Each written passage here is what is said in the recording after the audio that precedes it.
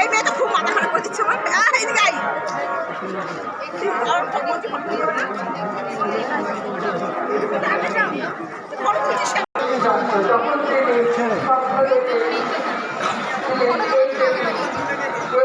চতুর্ভুজা পালন করা